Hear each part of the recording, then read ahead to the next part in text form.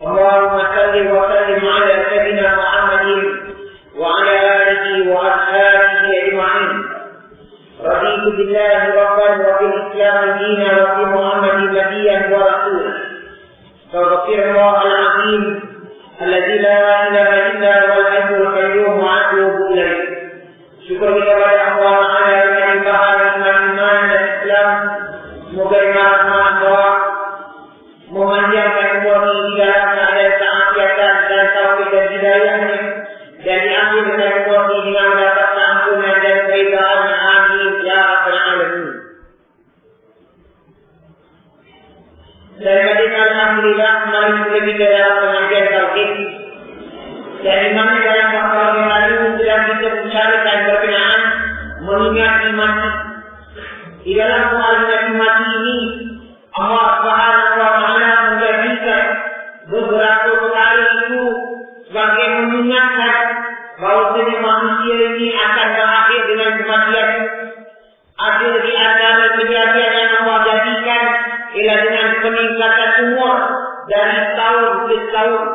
Itu menandakan seseorang itu makin dekat dengan meninggalkan keluarganya dan sahabat andainya serta segala kesenangan dunia ini.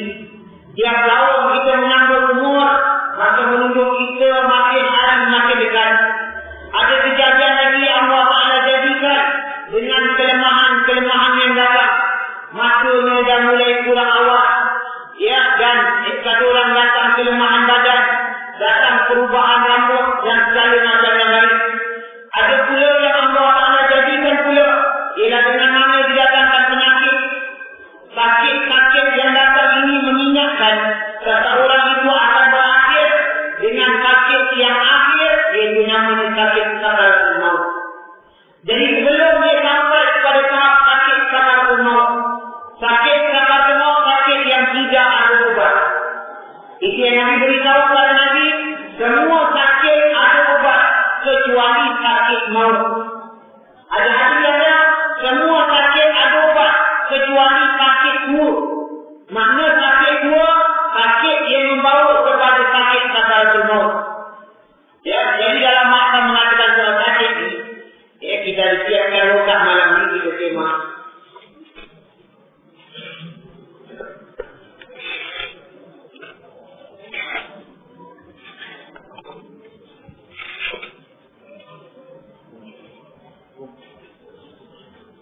Nanti lagi perempuan, banyak.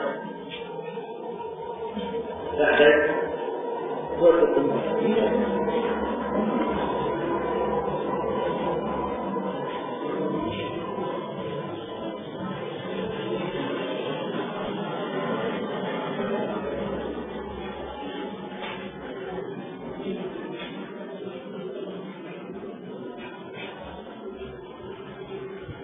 Saya boleh.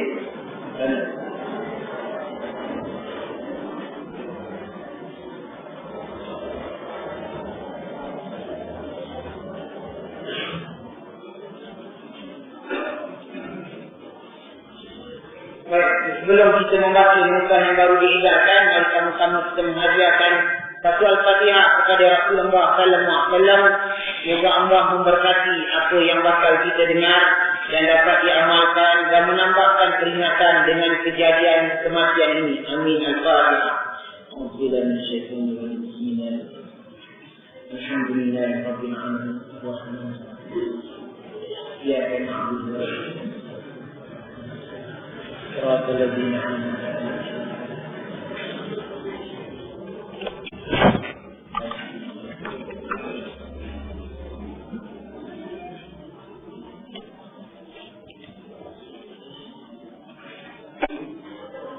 Bismillahirrahmanirrahim.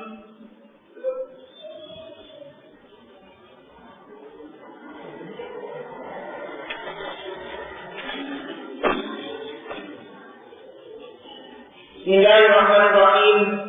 Allahumma salli ala sayyidina Muhammad wa sayyidina Muhammad. Ya, di dalam menyatakan soal bahawasanya kematian ini ada peringatan. Makna sebelum datang mati itu Allah berikan beberapa peringatan.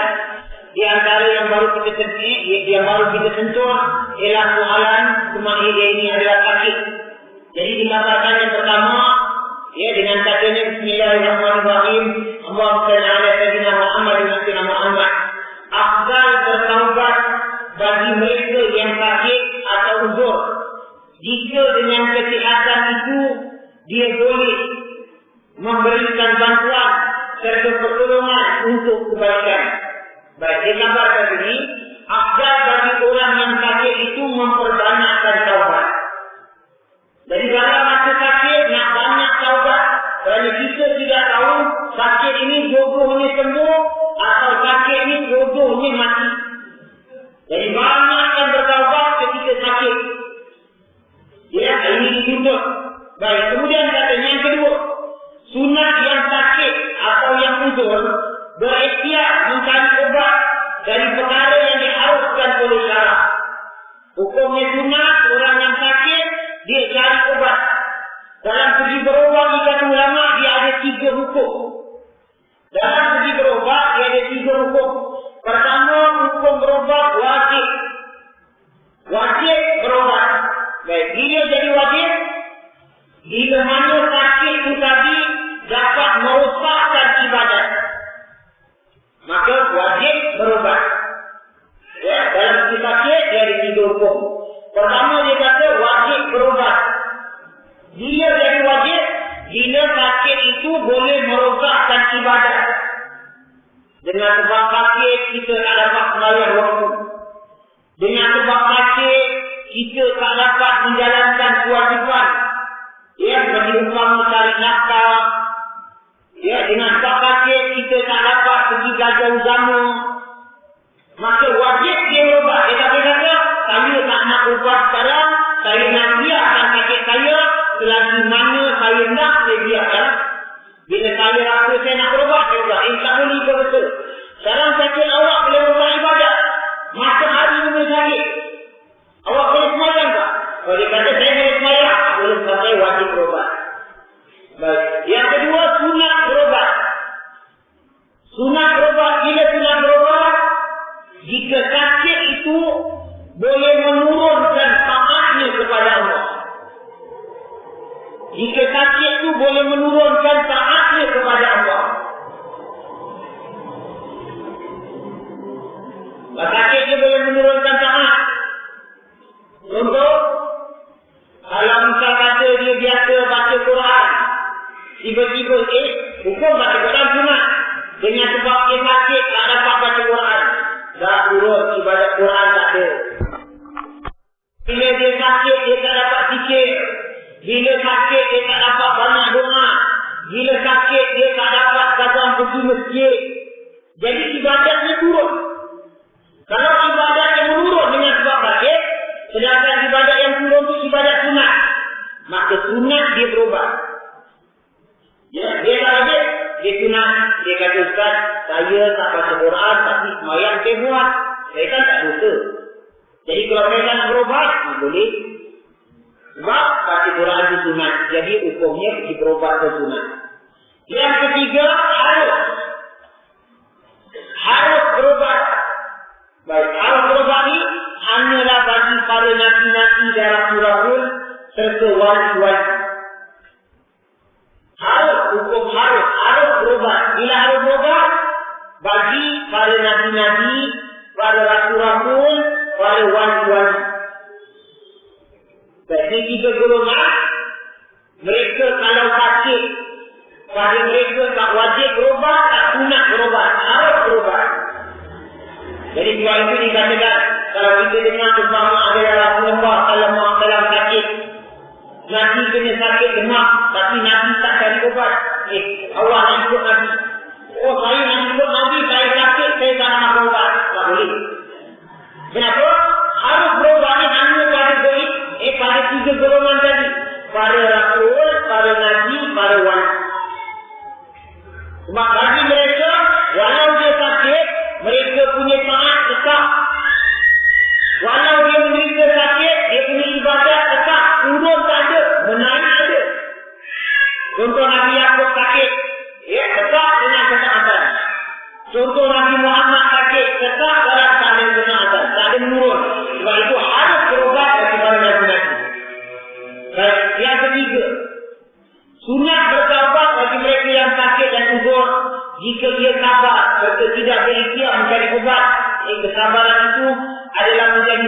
berpihak kepadanya. Dia kata dalam orang yang sakit ni, kalau dia boleh sabar, maka setiap hari dia sakit tu mendatangkan ganjaran yang tidak dapat ketika orang sihat. Apa orang sihat, dia tak akan dapat pahala yang orang sakit dapat. Sebab itu kata Nabi apa?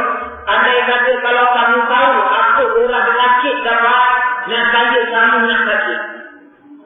Kalau kamu tahu apa orang sakit dapat, saya kamu nak sakit. Ya, jadi kalau kita boleh sabar, itu keuntungan. Tapi kalau kita tak nak sabar, tidak mahu. Ya Allah, demam kaki dia betul. Kemarin dia cari doktor, tak boleh sabar. Hukumnya tak mahu. Sebab dia tak nak sabar dalam itu. Itu boleh. Ya, awak tak boleh kata makro lah. Baik, yang keempat. Sekecil-kecil bencana atau dugaan atau cobaan, jika diterima dengan sabar seredahnya, boleh menghapuskan kejahatan dosa ni. Dan dia mengatakan, orang yang sakit ni, paling kecil tertutup duri saja. Sakit tu, berapalah sakit, bukan satu jam habis. Awak kuping ikan, ikan selah kuning, dalam kuping tertutup tulang abang. Sakit. Sekejap saja. Tertutup duri itu kata Nabi, lakukan satu dosa. Apa lagi kalau dia sakit, satu hari, satu malam. Sebab demam daripada pagi saya demam sampai malam. Tiap-tiap minit, tiap-tiap second dosa gugur macam daun kering ditiup angin. Sebab itu kata Nabi, orang yang sembuh daripada penyakit seperti anak yang baru lahir. Dosa dia bersih. Ini untungnya orang yang sembuh daripada penyakit. Dia dibersihkan Allah. Sehingga mana dikatakan apa? Apabila orang itu sakit, kalau dalam badannya ada benda haram, kalau ada, maka dia akan keluar daripada Nabi. Kalau dalam badannya ada darah yang tak halal, jadi darah tak halal. Macam mana tak halal? Mungkin kita makan benda yang tak tentu halal, ya, atau benda yang kita rasa yang daripada hasil yang tak halal. Ya, awak dah beli barang dengan duit yang tak halal, dah makan, dah jadi darah. Ini darah jangan bawa masuk kubur, bawa azab. Ya, jadi Allah sayang kita, Allah beri kita sakit, darah yang kotor tadi, darah yang penyakit yang dikatakan darah yang jadi pada benda haram, dia keluar daripada Nabi. Sebab tu orang sakit kusut tak ada. Kusut badannya, nampak kusut. Untung itu maknanya apa? Bersih apa-apa yang kotor dari dalam. Ini keluar. Baik, kemudian dikatakan lagi.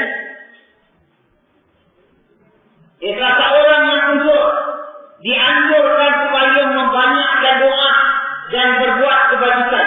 Orang yang sedang sakit dianjurkan banyak doa. Dan doa dia adalah doa yang tidak ada dinding. Maknanya apa? Doa orang sakit mustajab. Jadi orang sakit apa nak buat? Awak nak pergi belajar tak boleh. Awak nak pergi masjid tak boleh. Sebab awak sakit. Dalam baring-baring itu baca dalam hati. Doakan anak, doakan suami, doakan isteri, doakan. Siapa orang banyak doa. Tiap doa awak tu, doa tu mustajab. Banyakkan doa. Sebab tu Nabi pesan kita, kalau kita jumpa orang sakit, suruh dia doakan kita. Suruh dia doakan kita. Tapi bila suruh tu bukan makna dia kena baca masa tu juga. Awak jumpa bukan kata orang sakit. Nanti kalau senang doakan saya lah ya. Ayo, harap. Itu bila dengan doakan terserah. Ya, jangan pula lagi paksa. Sekarang. Dia dah meninggal, demam meninggal. Sekarang. Dia baca Allahumma Rabbana atina. Lagi-lagi cucu baik kita menangis malam-malam. Doakan cucu. Lama-lama yang doa meninggal. Jadi sebab kita jangan memberatkan orang sakit. Baik, kemudian dikabarkan lagi sini, membanyakkan apa tadi buat kebajikan. Orang yang sedang sakit banyak sedekah. Ya, maknanya dikatakan orang sedang sakit banyak buat sedekah. Kerana salah satu ubat untuk menyembuhkan penyakit ialah sedekah. Baik, lagi yang keenam, tiap-tiap kepenakan yang dirasai oleh seseorang, ianya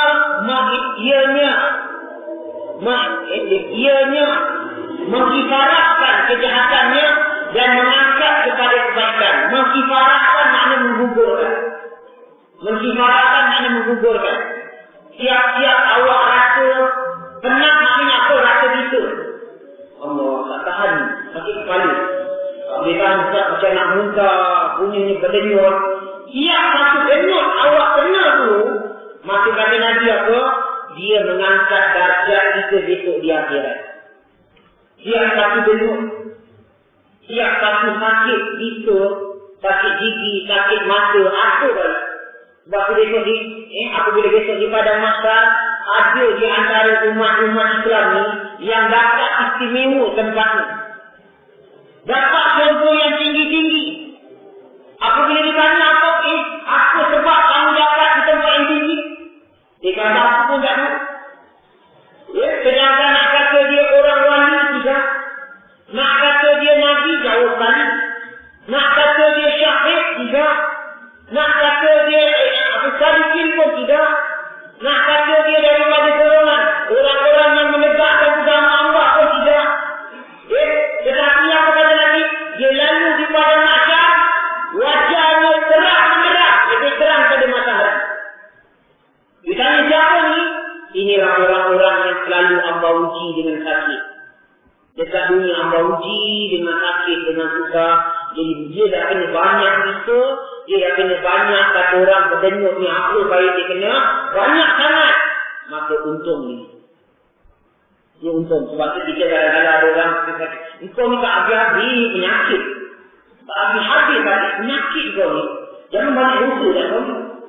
Lah kita kata orang tu banyak dosa. Kita lupa orang sakit dosa bersih. Orang sakit darjat naik bukan pasal sakit dia banyak dosa. Dalam kitab Allah kata apa?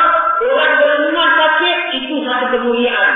Orang sakit itu satu kehinaan. Yang pula orang dengan kemuliaan tadi, itu ada orang sakit. Nah, dia punya dosa semua gugur habis. Orang sakit satu kehinaan. Allah hina dia. Orang Islam sakit satu kemuliaan. Dan kemudian dikabarkan yang ketujuh. Sesuatu bencana yang mengenai dirinya mengkifarahkan 1/10 daripada kejahatan. Baru mati jilid 7 masalah 168. Tadi kita dengar satu jenyut jatuhkan dosa. Berapa dosa jatuh? Kita baru mati kata 1/10.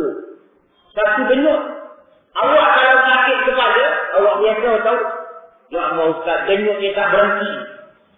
Jenyut tak berhenti, jalan terus. Bermakna 100% dosa gugur. Satu jenyut 1/10. Kalau terus 100%. Lagi disebutkan yang ke-8. Kebajikan yang besar kepada mereka yang sabar dan reda menerima kesakitan atau keuzuran. Mana siapa yang dalam keadaan dia sakit, dia duduk sabar sehari 2 hari dia tak nak berubat. Bagaimana ada seorang tunggu dikabarkan ada seorang kan dia sakit berbelah-belah tahun. Jadi orang datang ziarah, orang kata ini orang sakit, ini dia ziarah. Orang pergi kat dia baring sakit, sudah tak mampu nak bangun baring. Orangnya tuan tak nak makan ubat. Apa dia jawab? Saya bukan tak nak makan ubat, saya malu nak makan ubat. Apa saya malu makan ubat? Saya malu nak makan ubat. Apa saya malu? Sebab awak tolong jawab soalan saya tadi. Masa saya sihat dengan masa saya sakit, mana yang lebih lama? Masa sihat dengan masa sakit? Jawab tu, mana tu? Sihat lebih lama? Sihat lebih lama? Lebih banyak kita sihat daripada masa kita sakit. Jadi dikata apa? Aku lebih banyak masa sihat. Masa sakit aku baru datang 2 minggu, 14 hari. Dan 2 minggu ni aku dah terang-terang nak cari ubat. Seolah-olah aku tak sabar dengan ujian Allah. Sebab itu aku malu nak makan ubat. Ini wali-wali Allah. Janganlah awak dengar ni awak tak nak ubat. Pakai 3 bulan tak nak ubat, tak pergi kerja. Makan batuk, tak nak Panadol, tak nak semua tak nak. Saya malu. Ada kerja dia buang. Tak boleh lah. Makna orang ni kita kata orang dulu ni. Dia makna tak ada tanggungan. Jadi kalau dia sakit, dia tak nak berobat, dia tak ada tanggungan.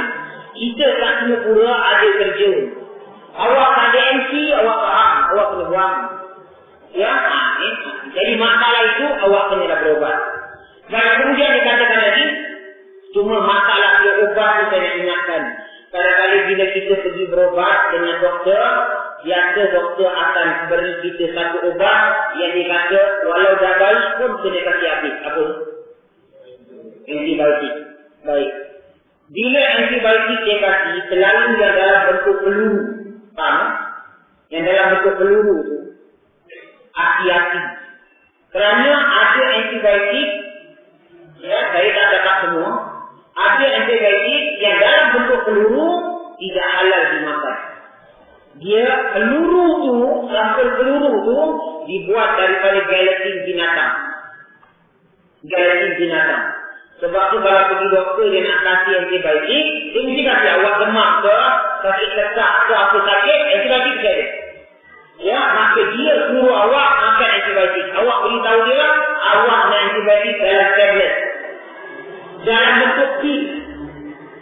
Kalau awak minta dalam bentuk pil dia beri. Tapi kalau kita tak dapat, masuk bilik, dia periksa kita, dia ambil termometer, ambil apa, baik keluar, atau antibiotik dah perlu. Kebanyakan dia daripada gelatin. Jadi hati-hati bila apa-apa. Ya, itu masalah tak halal. Sebab saya tahu ni pun daripada doktor-doktor Islam kita. Ya, doktor-doktor Islam kita banyak kat Singapura. Yang ada belajar dengan kita. Dia kata, Ustaz kalau pergi doktor mana-mana, Ustaz tolong ingat ini antibiotik kebanyakan tak halal. Minta dalam tablet. Kebanyakan, bukan semua. Tapi dalam tablet insya-Allah. Ini antibiotik. Ya, sebab itu saya ingatkan, kalau dapat kita antibiotik dalam badan ni, dia mesti ada. Untuk lawan hama. Ya, dalam badan kita ada kuman jahat. Ini kuman jahat mesti ada. Dia nak lawan kuman yang masuk. Ya, jadi antibiotik body ni dia selalu keluarkan antibiotik. Ya, bila kita makan sebagainya dia keluarkan antibiotik. Bila antibiotik ni sudah tak keluar, itu sebab awak kena sakit. Sebab ni kita kena sakit lah, sama ada demam ke, darah ke, apa baik ke sakit, ada tak. Sebab body ni antibiotik dah tak kuat. Sebab tu doktor kasih antibiotik masuk untuk kuatkan antibiotik dalam badan. Jadi untuk tu dalam Islam ingatkan, makan kurma. Makan kurma. Sebab kurma termasuk antibiotik. Ya, itu makan kurma. Baik, kalau kita ada orang suka kurma, ada orang dia tak minat sangat, makan satu dia tak nak dua. Ada orang alhamdulillah dia makan. Saya masih ingat guru saya ajak pergi rumah satu adik. Ya, adik ni kata orang dia ajak saya makan kurma. Habis saya pilih dia, ya Abdul Rahman. Awak faham gula-gula punya botol yang besar? Gula merah tu botol besar. So botol besar tu kurma ambar. Ya, kurma ambar ni sebesar jantan, panjang lagi. Tu ambar. Baik. 2 botol lawan makan. Habis dengan guru saya. Aku tak masalah agak jadi pengajar. Kita masih kecil lagi tengok. Guru saya menang. Dia makan kejap saja 2 botol. Sampai malam tak makan nasi lagi. Punyanya kenyang. Jadi ada orang minat, ada orang tak minat. Kalau yang tak minat, maka naklah kalau dapat dia seminggu sekali minum air kelapa muda. Minggu sekali atau 2 minggu sekali. Air kelapa muda, jangan letak gula. Jangan letak gula, letak air sirah, macam-macam berita. Ya, mana air kelapa muda yang asli. Dia berita aku buat kelapa tadi, awak minum. Kerana dia juga membunuh kuman-kuman dalam badan. Selain daripada yang saya kata tempoh hari susu kambing. Susu kambing itu antibiotik. Dia merasakan kebuatan badan. Ya, jadi dalam hal ini kita katakan itu kalau pernah dapat insya-Allah akan ada banyak kambing kita bawa. Berapa alhamdulillah ada banyak kambing-kambing yang mengeluarkan susunya. Terbang. Atau kambing-kambing beranak ini jadi banyak dapat perah. saya dah boleh bawa ke Masjid Rabita. Dulu saya berhentikan sebab dia kekurangan. Banyak orang sakit yang booking. Sakit kanser, yang sakit tempur, yang sakit darah tinggi, yang booking. Jadi saya beri pada orang sakit sebab tu tak bawa ke Masjid Rabita. Tapi sekarang dah banyak. Alhamdulillah kambing kami dah hampir 100 lebih ikut kambing sekarang. Dan makin mendia jadi susu ni. Makin Alhamdulillah saya boleh bawa pada malam yang tak banyak saya bawa. Jadi selain daripada itu, juga kita ingat dan lagi aku katanya, dan adalah termasuk air Zam-Zam. Supaya yang terbaik juga. Air Zam-Zam. Baik, lagi disebutkan sini pula. Balik yang ke-9. Semakin kuat sabar menerima bencana balik, semakin besar pula kebajikan yang diperoleh ini. Semakin dia sabar, makin besar dia dapat. Mana ini ada kurnian Allah. Contohnya seorang sahabat Nabi. Seorang sahabat Nabi nama Sayyidina Uqadah bin Muhsin. Sayyidina Uqadah bin Muhsin. Dia kena sakit bawasir. Orang yang kena sakit bawasir ni, dia berpunca kadang-kadang dengan sebab keturunan pun ada. Kadang-kadang dengan sebab dia suka kata orang menelan. Buat besar, dia sengaja nak cepat, dia gerak. Tak ada sakit, tak ada apa, tapi nak cepat keluar, dia bergerak. Yang dia makan. Dan dia kekurangan kata orang makan buah-buahan yang warna kuning. Dia nak hitam, benda-benda yang warna kuning. Jadi, kalau dapat orang yang kena sakit bawasir, kalau dapat makan buah durimu, blend buah durimu, minum. Dan kalau dapat duduk di atas kulit kijang. Kulit kijang, awak beli kulit kijang kata orang yang dijual di Malaysia, yang sudah lama punya, buat duduk atas kulit kijang. InsyaAllah bawasirnya hilang. Bawasir dua macam penyakit. Bawasir dalam, bawasir luar. Bawasir dalam, dia tak keluar daripada tubuh, tapi darah melili. Itu bawasir dalam. Macam buah anggur dia kat dalam. Baik. Bawasir luar, dia kalau sudah sampai masa dia keluar, sebenarnya kita. Saya pernah kata orang merawat satu hamba-hamba. Jelas dalam keadaan sakit ni kita kata hukum maaf untuk melihat aurat dia. Kalau macam doktor, betul tak? Dia bedah sebagainya, itu dimaafkan. Apabila saya lihat satu orang, Masya Allah, maaf kata, apabila dia tonggeng, macam buang anggur, orang nampak buang anggur berada, begitulah biji-biji. Keluar anggur. Dia punya menangis tu, mata tu sampai kita pegang. Pegang nak masukkan lagi. Itu waktu kita berobat kalian. Jadi ini ada dua macam buat. Kata orang, kalau buatir tadi. Dua macam. Maka saya ambil contoh tadi. InsyaAllah ada masa yang kita sewakan doa. Doa merawat bagi penyakit bawasir. Dan balik tadi, sahabat Nabi kena bawasir. Darahnya keluar begitu banyak. Sehingga dia tidak dapat keluar rumah. Darah keluar terus. Bila darah banyak keluar, kelemahan badan berlaku. Lemah badan, darah sudah tak baik. Tapi dia rajin semayang. Dia dalam, dikatakan kepada tahurid. Maksudnya apa? Orang yang sering dalam hadas. Jadi, dia angkat wudu untuk main fardu.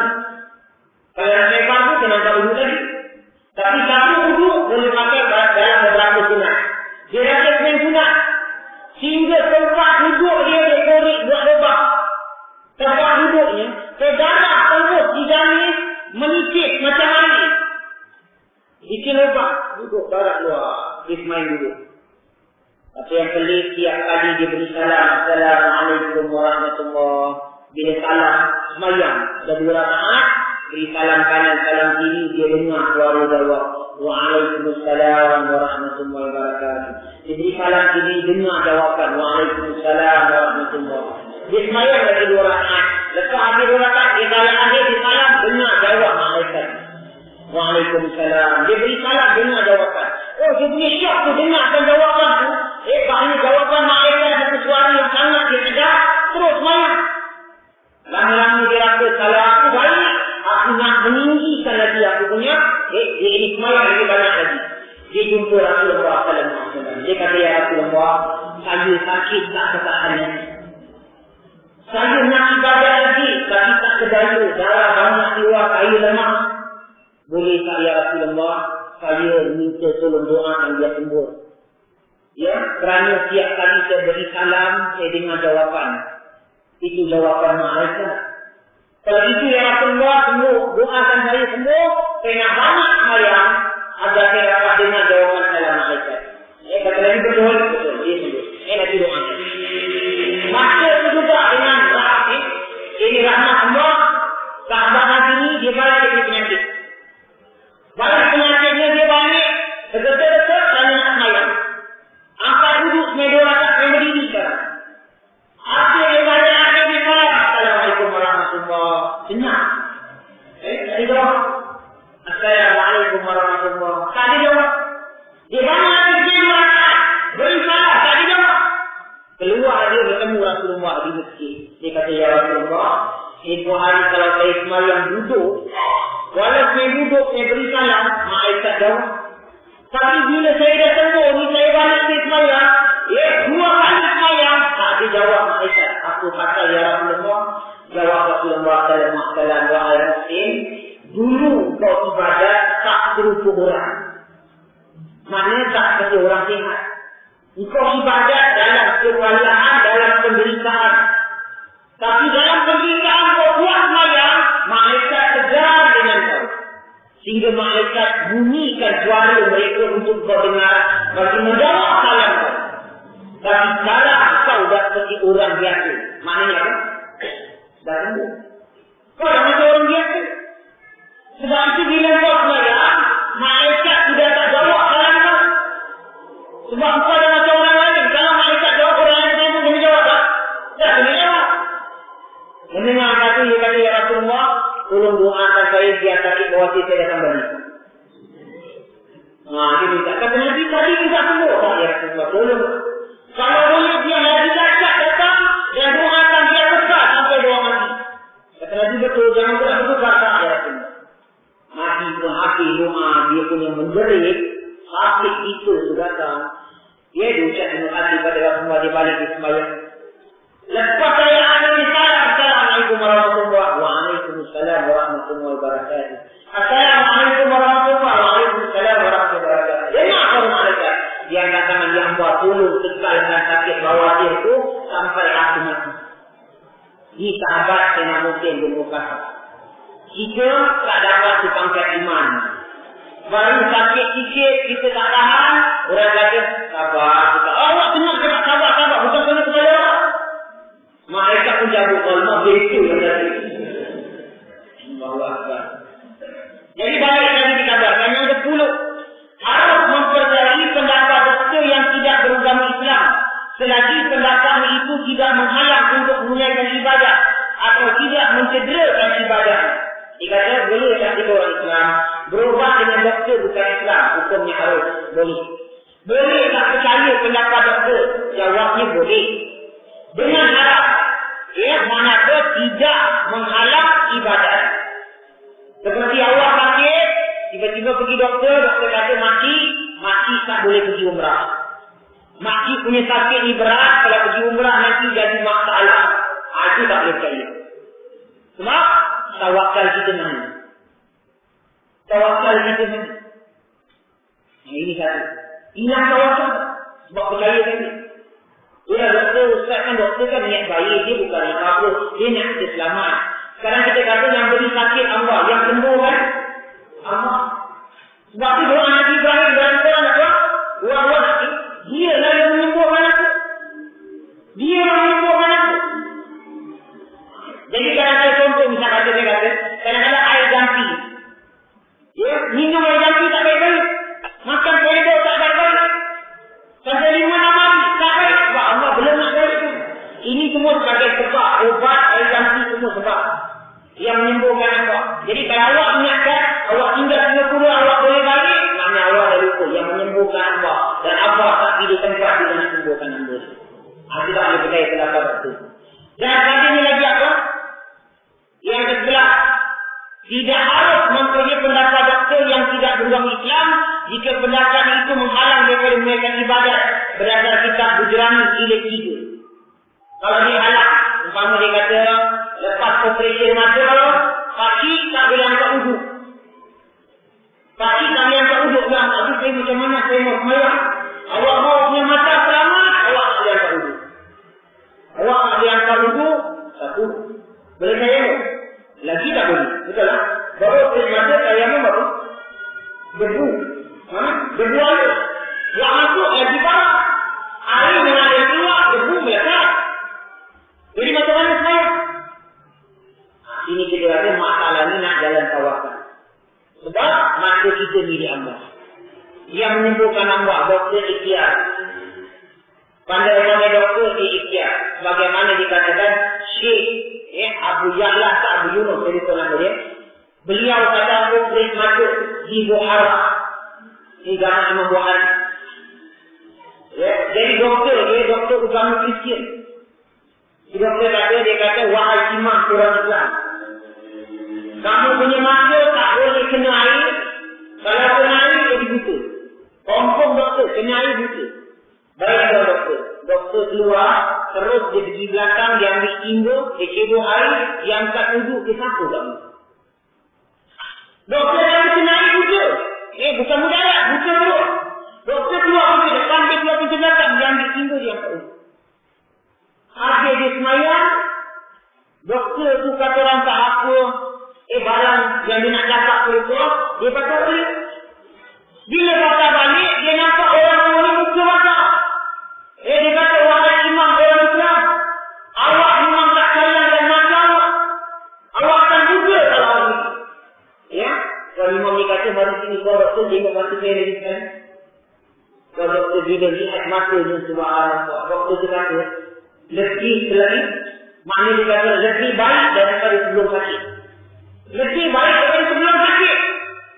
Langsung doktor kata, ajar akan aku mengucap macam mana aku nak jadi seorang Islam. Masuk Islam. Ini dikata makna berkat orang kaya Syekh Abu Ya'la ni tadi. Baik, lagi disebutkan pula yang ke-12. Orang yang sedang sakit atau kubur disunatkan membaca surah Al-Ikhlas banyak 100 kali. Jika dia mati sudah membacanya, nasaya kuburnya akan jadi luas dalam kitab lain tulisan. Setengah sakit, duduk-duduk baring-baring itu, Bismillahirrahmanirrahim. Qul huwallahu ahad, Allahu samad, lam yalid wa lam yulad wa lam yakul lahu kufuwan ahad. Pernah maklum orang lagi ni, dia tak sedaya. Ya, nak baca tak boleh, nak cakap tak boleh, nak bangun tak boleh. Apa yang dia daya? Tengok TV. Kadang-kadang tengok TV pun tak daya. Awak jumpa orang kata macam ni. Nak makan, nak ikut, nak mertabak, nak tahu boleh, tak ada selera balik. Nak hidung yang pedas, tak boleh. Macam nak muntah. Nak hati berani, nak duit, tak boleh bangkal. Duit pula tak boleh bangkal. Lagi semua tak nak. Inilah orang sakit. Balik. Patutlah duit. Tak ada kita jumpa orang sakit, dia tak nak duit. Ya, dan pada ni apa-apa tulisan. Ya, jadi kita katakan, kalau dia baca sekali dia pernah aktif, awak lihat, agak 10 minit berlalu, 20 minit berlalu, sekali. Qul huwallahu ahad, Allahu samad, lam yalid wa lam yulad wa lam yakul lahu kufuwan ahad. Pasti lagi. Satu hari, dalam satu hari itu 100 kali. Lain fikir awak tak baca, baca keluar. Andai kata ni andaian. Andai kata kalau dia mati hari itu, kuburnya Allah luaskan. Dia tidak kena hentikan kubur. Tapi jangan pula nak sakit mati ni takut. Jangan mati kan. Belum Allah. Jangan mati. Tak jadi.